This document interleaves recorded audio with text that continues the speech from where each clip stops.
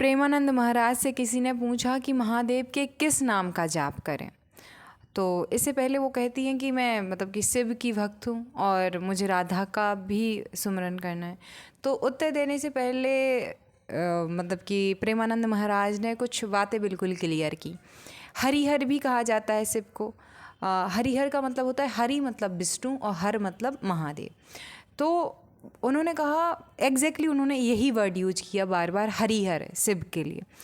उन्होंने कहा कि जैसे कि मेरे आराध्य अगर कहने लगे, उन्होंने कहा कि मैंने 20 साल या ज़्यादातर टाइम शिव की आराधना की है। शिव और पार्वती मेरे लिए माता पिता जैसे हैं। और फिर जैसे माता पिता मतलब क्योंकि माता पिता तैयार करते हैं एक लड़की को, लेकिन वो सौंप देते हैं एक लड़के को उसके पति को। वैसे ही मैं काशी में था, मैं तो शिव पार्वती की पूजा करता था, सालों मैंने उनकी भक्ति की है। फिर उन्होंने ही मुझे मतलब कि उन्होंने कहा, मैंने कभी मथुरा वृंदावन सोचता था कि जाऊंगा, कैसा लगता होगा ये वो, लेकिन कहने लगे कि जैसे लड़की को ब्याह दिया जाता है वैसे ही मुझे ब्याह दिया गया राधा रानी जी को, श्याम जी को।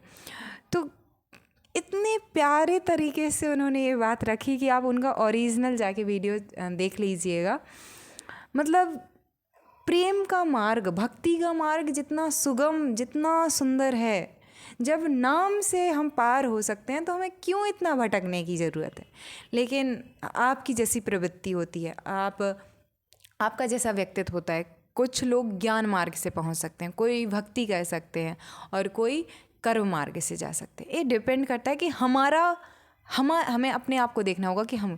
तो सबसे प्यारा मुझे भक्ति मार्ग लगता है, मेरे लिए सबसे ज़्यादा सुइटेबल ना भक्ति मार्ग है मेरे लिए, और लगभग 90% औरतों के लिए, स्त्रियों के लिए। अब स्त्री का मतलब ये नहीं होता है कि आपकी बॉडी से आप स्त्री या पुरुष हैं, आप में वो समर्पण की भावना है। अगर आपके अंदर समर्पण का भाव है तो पुरुष भी स्त्री है। जैसे कि प्रेमानंद महाराज ने क्या कहा, मुझे लड़की की तरह बिहाया गया राधा जी और श्याम जी को। तो कितनी मतलब इतनी गहरी बात है कि ये बात वो नहीं समझ सकते जो ज्ञान मार्गी है, कर्म मार्गी भी नहीं समझ सकते। ये बहुत गहरी बात है। समर्पण तो ज्ञान मार्गियों को आता ही नहीं है। उनका मैं इतना प्रबल है कि मैं करके दिखाऊंगा, मैं दुनिया के सामने नहीं झुकूंगा, मैं खड़ा रहूंगा डट के। और प्रेम समर्पण है, शुद्धतम प्रेम में समर्पण होता है और शुद्धतम प्रेम भक्ति ही बनेगी। तो भक्ति समर्पण ही के साथ ही आ सकती है। फिर वो इसमें ही आगे कहते हैं कि जैसे कि पूछा गया था कि अगर आप शिव पार्वती के इतने बड़े भक्त थे तो फिर आप राधा जी के पास कैसे आ गए। तो उन्होंने फिर वही सवाल का जवाब दिया था कि एक लड़की, एक कुंवारी कन्या की तरह पति तैयार होने पर, परिपक्व होने पर मुझे ब्याह दिया गया। और वो बहुत अच्छे से एक्सप्लेन करते हैं कि अगर अपने आराध्य को खुश करना है, जैसे कि कोई विष्णु को, वैष्णव जो हैं वो अपने आराध्य वैष्णव को, कृष्ण को मानते हैं, तो उनके आराध्य कौन है, विष्णु के, और कृष्ण के आराध्य कौन है, तो विष्णु के आराध्य हैं शिव और शिव के आराध्य हैं विष्णु। तो उन्होंने कहा कि अगर तुम आराध्य के आराध्य को समर्पित नहीं होगे, उनके प्रति भाव नहीं रखोगे, तो तुम्हारे आराध्य तुमसे कैसे खुश हो सकते। जैसे कि यहाँ पे मैं ये एग्जांपल अपनी ओर से जोड़ रही हूँ कि हम अपने जैसे कि ज़्यादातर देखा जाता है, जैसे मैं बुआ की बच्चों को या भानेज कहते हैं, लड़के जो मामा होता है वो अपने भानेज के प्रति जो है उच्चतम रिस्पेक्ट रखता है। तो अगर वो ना रखे और सिर्फ अपने मतलब कि अपनी बहन के पति को पूजे तो ऐसा नहीं होता है। हमें उन दोनों में सामंजस्य बनाना होता है। तो वैसे ही यहाँ पे कहा गया है कि बहुत प्यारे तरीके से प्रेमानंद महाराज ने कहा कि राम ने अपनी प्रजा से ऐसे नहीं कि आदेश देते हुए, उन्होंने हाथ जोड़ के सबको विनम्रता से निवेदन करते हुए कहा कि जो शिव का भजन करेगा सो मेरा होएगा। और एक चौपाई कहते हुए उन्होंने कहा था। और उनकी वाणी में जो रस है, एक समर्पित व्यक्ति में जो रस होता है वो तार्किक मन में हो ही नहीं सकता, संभव नहीं है।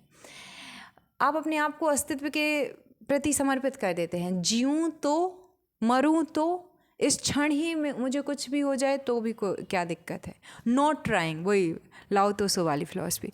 तो उसी तरीके का जब जो इतना गहरा समर्पण कोई भी प्रेमानंद महाराज में देखता है तो वो भी प्रेमा मतलब कि प्रेममय हो जाता है। और एक और कहानी बताते हैं वो कि जैसे कि अगर कोई व्यक्ति मतलब कि पहले शिव को पूजता था, उसके मन में शिव का ही प्रतिबिंब बनता है और वो राधा के साथ भी जुड़ना चाहता है, तो इसके लिए उन्होंने कहा कि तुम्हें महादेव के नाम का भजन करना है, जाप करना है, तो नाम लो श्याम सदा क्या नाम था, हाँ, श्याम सदाशिव, श्याम सदाशिव नाम का जाप कर सकते हैं। देखिए मतलब नाम जाप भक्ति मार्ग में बहुत महत्वपूर्ण होता है। आप जाप करते हैं, केवल शरीर से जाप कर रहे हैं कि मैंने इतनी काउंटिंग कर ली है, काउंटिंग करने के लिए, तो उसका कोई महत्व नहीं है। लेकिन जब आप डूब जाते हैं, आप प्रेम में हो जाते हैं, तो प्रेम आप में से बहता है। आप यहाँ वहाँ प्रेम नहीं ढूंढते, आप किसी से प्रेम नहीं करते, आप प्रेम में हो जाते हैं। और ब्रह्मा विष्णु महेश, ये तीनों का बहुत महत्व है। ये एक दूसरे के बिना आधे से हैं।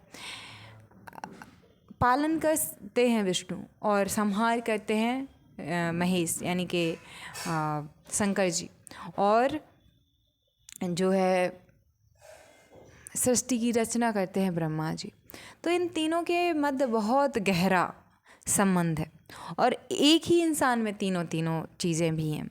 जैसे महेश हैं तो वो भी सृजन भी कर सकते हैं, पालन भी कर सकते हैं और संहार भी कर सकते हैं। तो इन तीनों के बीच का जो सामंजस्य है वो सृष्टि के लिए बहुत महत्वपूर्ण है।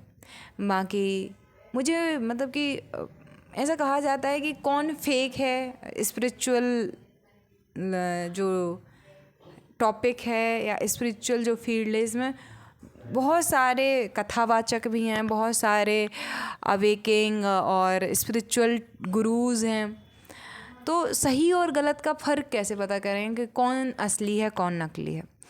तो बहुत सारे लोग जैसे शिवानंद महाराज भी ये कहते हैं, और कोई जिसके पास बैठने से, जिसे सुनने से हम शांत हो जाएं, तो वो हमारे लिए। लेकिन मैं यहाँ कहूँगी जैसे एक ज्ञान मार्गी का दिमाग है, मस्तिष्क है, उसके तर्क ख़त्म नहीं होते हैं इतने आसानी से, तो वो ज्ञान मार्ग की ओर जाएगा, वो आदि शंकराचार्य को सुनेगा।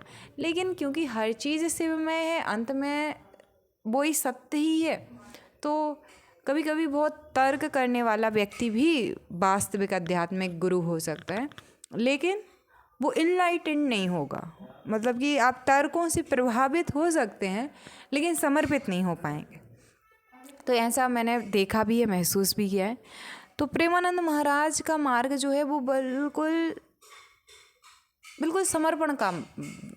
समर्पण का मार्ग है, भक्ति का मार्ग है। अगर आपके जीवन में भी ऐसी आ गया है कि आपने बहुत मेहनत कर ली है, ये कर लिया, टूट फोड़ जितनी आप कर सकते थे आपने कर ली है, आपका अहंकार, आपकी अस्मिता पूरी तरीके से गिर गई है कि मैं हूँ, तब आप भक्ति के मार्ग पे उतर सकते हो, उससे पहले नहीं। अगर आपके हाथ से हर चीज़ निकल रही है तो अब आप छोड़ दीजिए, आप समर्पित हो जाइए। आप किसी को भी इष्ट चुन सकते हैं जो आपको सही लगे, शिव हों चाहे वैष्णव हों, जो भी आपको चुनना है उनको चुनिए।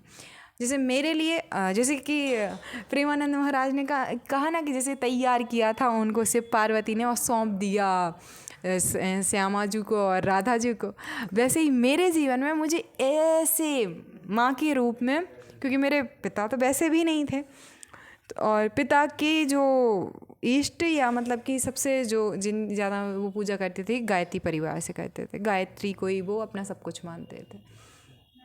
तो गायत्री माता ने मुझे बचपन से ऐसे माँ की तरह पाला है। और जैसे श्यामा जी को ब्याह दिया गया था ना, राधा जी के साथ में प्रेमानंद कहते हैं कि मुझे ब्याह दिया गया इन दोनों की भक्ति के लिए, वैसे ही अब मैं तैयार हूँ शिव की भक्ति के लिए। तो मैं विवाह जाऊँगी शिव के साथ। शिव ही एकमात्र हैं जिनसे मैं विवाह करूँगी।